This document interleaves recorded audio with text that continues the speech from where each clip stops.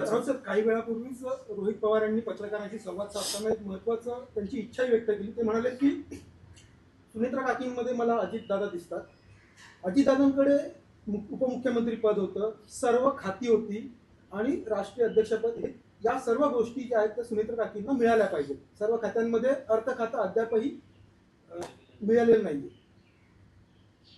आता ह्याच्यावरती मी कसं काय मत व्यक्त करू? त्याच्यावरती देवेंद्र फडणवीस बोलतील. ह्याच्यावरती फडणवीसांना बोलण्याचा अधिकार आहे. आता रोहित पवार हे वेगळ्या पक्षाचे आमदार आहेत, स्वतंत्रपणे ते शरद पवार पक्षाचे आहेत. सुनेत्राताई पवार एका वेगळ्या गटाच्या नेत्या आहेत. तरीही कुटुंब म्हणून जर रोहित पवार ही भूमिका व्यक्त करत असतील तर ती त्यांची भूमिका आहे. त्याच्यावरती इतर कोणी पक्षाच्या नेत्यांना बोलू नये. राऊत साहेब, आता तुम्ही एक गंभीर संशय उपस्थित केला.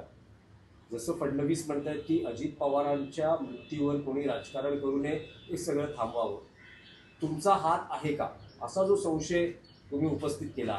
तुमचा म्हणजे फडणवीसाचा म्हणत नाही मी, बीजेपीचा किंवा नाही, तुम्ही असं आहे की जेव्हा वारंवार अशा प्रकारची वक्तव्य येतात दुसऱ्या बाजूनं, तेव्हा समोरच्या व्यक्तींना संशय येतो की असं का वारंवार बोलताय, आमचा घरातला माणूस गेलाय आणि तुम्ही म्हणताय गप्पा बसा.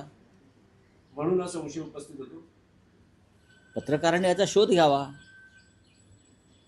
तुम्ही शोधक पत्रकारिता जर केलीत, रोहित पवार काय सांगतायत याच्याकडे माझंही लक्ष आहे, कारण ते अधिक ऑथेंटिक असेल.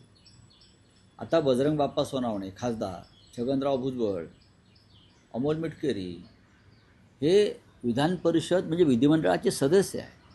ते जबाबदारीनेच बोलत असणार ना. आता आपल्याच आमदारांवरती फडणवीस डाफरतायत, गप्पा बसा सांगतायत, हे काही योग्य नाही असं माझं म्हणणं आहे. याच प्रकरणातल्या चौकशीमध्ये सीआयडी कडनं अजितदादांच्या खासगी व्यवसायिकांची चौकशी देखील झाली. आता चौकशीच्या संदर्भात जे काय चाललंय त्याच्यावरती मी नाही मत व्यक्त करणार. राऊत साहेब, गेल्या 2 ते 3 दिवसात बघतो आहे आपण, तुम्ही असं